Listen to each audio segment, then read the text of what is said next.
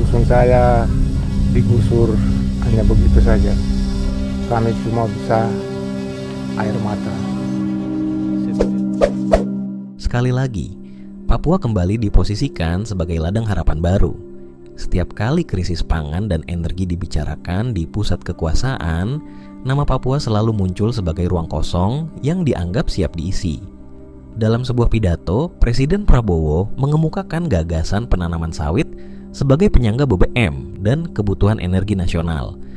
Gagasan itu terdengar rasional jika dilihat dari meja kebijakan di Jakarta, angka impor yang membengkak, kebutuhan energi yang terus naik, dan tuntutan swasembada yang tak pernah surut. Namun, seiring pernyataan itu disampaikan, potret di lapangan justru menuturkan kisah yang jauh lebih muram. Alat berat mulai menggilas hutan rawa yang selama puluhan tahun menjadi penyangga air. Gelondongan kayu hanyut mengikuti arus sungai. Di beberapa titik, jembatan warga runtuh ketika banjir perlahan merambat masuk ke kampung. Bagi masyarakat setempat, ini bukan sekadar perubahan lanskap, melainkan perubahan cara hidup. Adegan semacam ini terasa begitu familiar. Polanya mengingatkan pada Sumatera, jauh sebelum wilayah itu terperosok ke dalam krisis ekologisnya sendiri. Saat itu, pembukaan hutan juga dimulai dengan janji kesejahteraan, lapangan kerja, dan pembangunan. Tetapi yang tertinggal kemudian adalah banjir, konflik lahan, dan rusaknya daerah aliran sungai. Kini, pola yang sama tampak mulai terulang di Papua. PSN Merauke dipromosikan sebagai solusi atas persoalan pangan dan energi nasional. Namun pertanyaan pentingnya adalah, mengapa tanda-tanda bencana justru muncul sejak langkah pertama? Jangan tergesa menarik kesimpulan, sebab di balik proyek ini tersimpan ironi besar. Ironi yang jarang sekali diangkat ke permukaan dalam perdebatan publik. Food Estate. Merauke masuk dalam daftar proyek strategis nasional melalui Permenko Perekonomian nomor 8 tahun 2023. Skala yang ditetapkan nyaris sulit dibayangkan. Lebih dari 2 juta hektar lahan.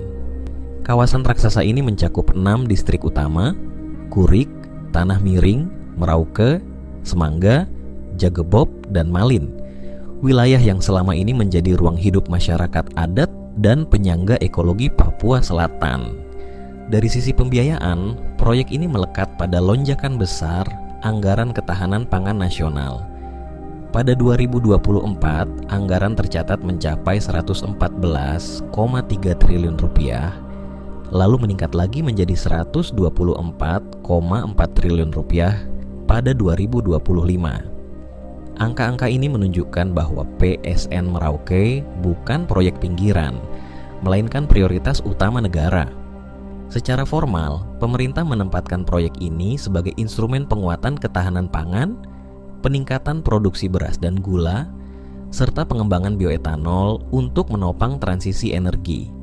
Di atas kertas, tujuan-tujuan tersebut tampak mulia, namun di lapangan, implementasinya berjalan melalui skema yang kompleks dan tumpang tindih.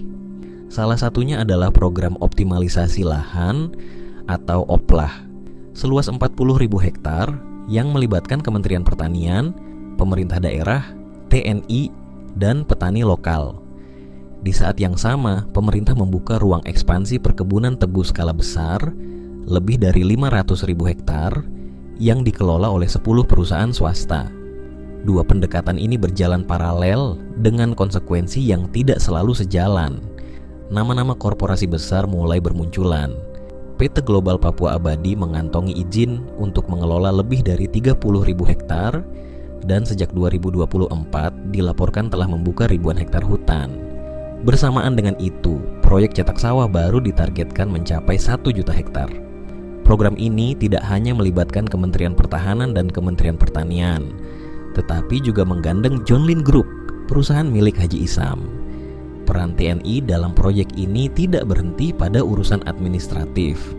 Di lapangan, aparat terlibat sejak pembukaan lahan, pembangunan irigasi, hingga pengamanan kawasan. Disinilah ketegangan mulai terasa. Bagi negara, ini disebut sebagai dukungan teknis. Namun bagi masyarakat adat, kehadiran aparat bersenjata di wilayah ulayat memunculkan rasa tertekan dan takut. sebuah pengalaman yang sudah terlalu sering mereka alami dalam sejarah Papua.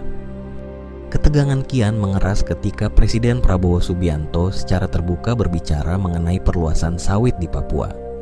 Pada 31 Desember 2024, ia menyatakan bahwa sawit tidak perlu ditakuti meski kerap dikaitkan dengan deforestasi. Ia bahkan menyebut sawit sebagai pohon yang tetap hijau. Setahun kemudian, pada 16 Desember 2025, pernyataan itu ditegaskan kembali. Prabowo mendorong Papua ditanami sawit, tebu, dan singkong demi mengejar swasembada energi dan menekan impor BBM. Dukungan kebijakan ini datang dari Menteri ESDM Bahlil Lahadalia yang menilai Papua memiliki peluang besar menjadi pemasok utama bahan baku etanol nasional. Pemerintah pun menetapkan target mandatori E10 hingga E30 dengan bahan baku berbasis tebu, singkong, dan sawit. Masalahnya, kondisi di lapangan seolah telah memberi peringatan sejak dini. Data BPS per Juli 2024 mencatat sekitar 235.000 hektar lahan di Papua telah beralih menjadi kebun sawit, dengan Papua Selatan sebagai wilayah terluas. Seiring perubahan itu, banjir kian rutin melanda Merauke, sungai-sungai dipenuhi kayu gelondongan, dan infrastruktur warga, jembatan, jalan, hingga ladang ikut rusak. Merauke sejatinya bukan kisah baru. Proyek serupa pernah dijalankan pada era SBY melalui skema MIFII dan berakhir dengan kegagalan. Setelah itu, upaya ini dilanjutkan pada masa Jokowi. Kini, di bawah pemerintahan Prabowo, skalanya justru diperluas secara signifikan. Dengan perpaduan kekuatan negara, keterlibatan militer, dan jejaring konglomerasi sawit, laju proyek tampak semakin dipercepat. Namun pertanyaan paling mendasar tetap menggantung. Pangan dan energi ini sebenarnya dipersiapkan untuk siapa? Dan harga seperti apa yang harus dibayar Papua? Peringatan datang dari berbagai arah. Basuki Tjahajapurnama menolak perluasan sawit di Papua dan menekankan bahwa sawit seharusnya diarahkan ke lahan terdegradasi, bukan hutan hujan yang masih utuh. Dari parlemen, PKB melalui Daniel Johan mengingatkan trauma Sumatera dan Aceh ketika alih fungsi hutan berujung pada banjir bandang dan krisis ekologis. Laporan investigasi media menggambarkan pola yang hampir identik. Hutan dibuka, daerah aliran sungai rusak, lalu bencana menyusul. Papua, yang selama ini disebut sebagai benteng ekologi terakhir, dinilai terlalu berisiko untuk dijadikan lokasi uji ulang eksperimen lama. Bagi masyarakat adat, persoalan ini jauh lebih dari sekadar kebijakan. 4 komunitas Malin, Makleu, Kimaima, dan Yei menyatakan bahwa FPIC tidak pernah mereka berikan. Tidak ada persetujuan yang bebas, tidak didahulukan, dan tidak diinformasikan secara layak. Pembukaan lahan berlangsung dengan pengawalan aparat. Penanda adat, termasuk sasi, dilaporkan diabaikan. Ruang hidup yang selama ini menopang pangan, budaya, dan identitas perlahan berubah menjadi hamparan monokultur. Walhi Papua dan Solidaritas Merauke menilai situasi ini lebih menyerupai ekspansi bisnis korporasi yang dibungkus agenda negara. Kesaksian warga menggambarkan intimidasi, konflik horizontal, pencemaran air, dan hilangnya satwa. Kebutuhan dasar yang dulu tersedia dari alam kini harus dibeli. Bagi masyarakat adat, PSN Merauke bukan sekadar proyek pembangunan, melainkan ancaman etnosida, hilangnya tanah, budaya, dan masa depan. Penolakan ini berakar pada risiko ekologis yang nyata. Dalam 2 dekade terakhir, Papua telah kehilangan ratusan ribu hektar hutan alam.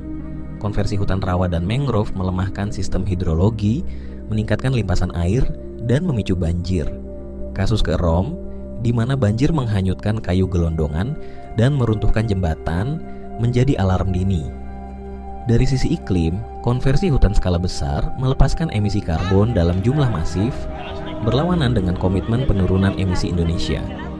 Ironisnya, semua ini kerap dibungkus dengan label energi hijau. Sejarah Papua syarat proyek besar yang menjanjikan kemajuan, namun berujung pada perampasan ruang hidup. Dari Freeport, Transmigrasi Orde Baru, MIFI, hingga food estate sebelumnya, pola kegagalannya berulang. PSN Merauke berisiko mengulangi siklus yang sama. Papua adalah benteng ekologi terakhir Indonesia. Jika Papua rusak, Indonesia tidak hanya kehilangan hutan, tetapi juga kehilangan masa depan yang tak tergantikan.